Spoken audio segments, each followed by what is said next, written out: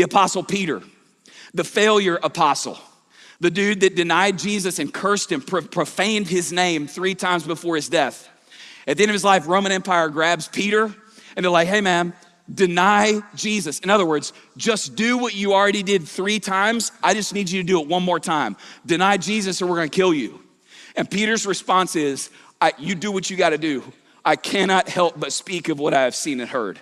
And they're like, well, fine, then we're gonna kill you. And church history tells us Peter's final request is, that's fine, one request. Crucify me upside down instead of right side up, because I am not worthy to die in the same way as my Lord. And Peter gives his life testifying to the reality of the resurrection of Jesus Christ. How about this one? How about James, Jesus' own blood brother? I'm gonna come back to that. Jesus' own blood brother worships Jesus as God. They grab him, end of his life. They're like, James, deny Jesus. And he's like, you do what you gotta do, but I know what I saw and I know who he is and I'm not giving this up. And so they take James to the top of a temple, throw him off the top of a temple. Church history tells us that his body bounced 3 times, shattered his rib cage. He's in agony. They grab him before he dies. They're like, deny Jesus. And he's like, you do what you gotta do. But I know who he is, I know what I saw, and I know when I die, I'm gonna stand in front of him. So you do what you gotta do, but I'm not recanting anything about the fact that that guy got up.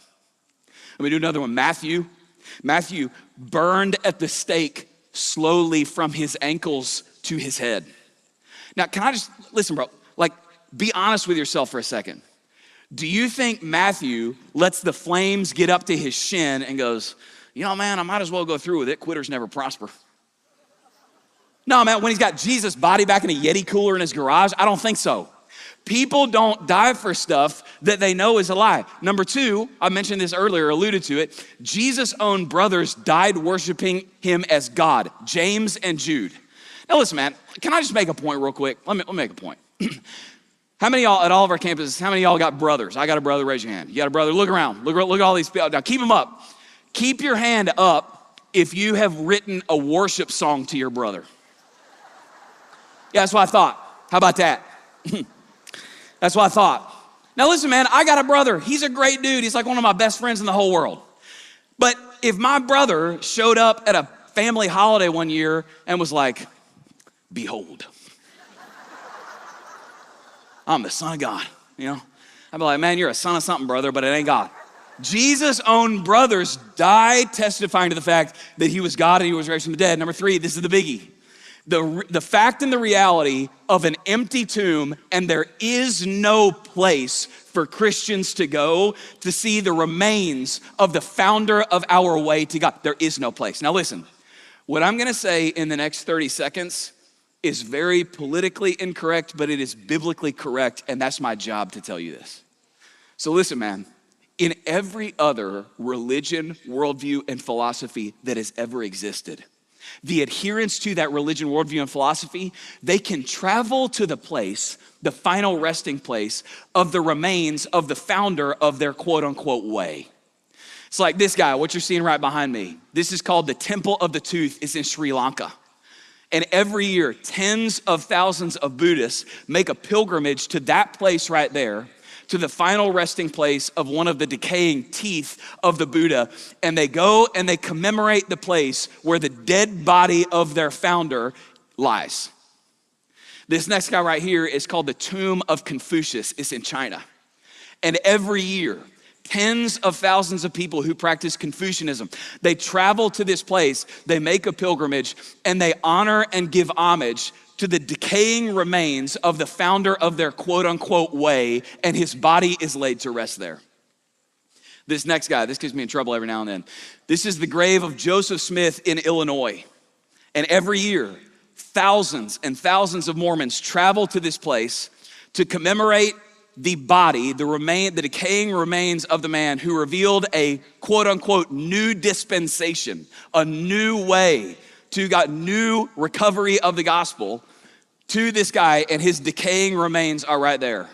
This last one will definitely get you in trouble. This is what's called the Mosque of the Prophet in Medina. That is the place where the decaying remains of the quote unquote prophet Muhammad are laid to rest. And every year, not tens of thousands, not hundreds of thousands, millions of Muslims travel to this place, and they make a pilgrimage to the place where the remains of the founder of their religion lies. And I must say this right now.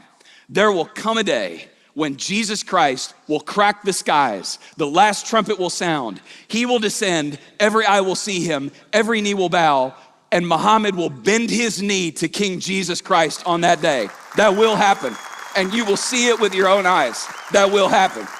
It will happen. Now listen, all of those are places that people can go, but listen, the whole reason we are gathering here today is because there is no place for Christians to go to see the body, the decaying remains of the founder of our way to God. Jesus Christ was risen from the dead, and there's no place for us to go. Some people, you may hear that and you may go, oh, yeah, Josh, but all roads lead to God. Yes, everyone will stand before the judgment seat of God and give an account for what they did with Jesus Christ. Some of you say, yeah, Josh, but are you saying that all the other religions are wrong? No, I'm not saying that. Jesus said that when he said, I am the way, the truth, and the life, and nobody comes to the Father except through me. And listen, when they're all in the ground and he's not, I'm gonna go with him. Listen to me, I don't talk to my kids about Bible stories. I don't say that. These are events. These are actual things that happen in history. A real Jesus died on a real cross for the real you, and he really rose from the dead. And if you give him your life, he can really change it forever. That's what we're talking about, man. Now listen.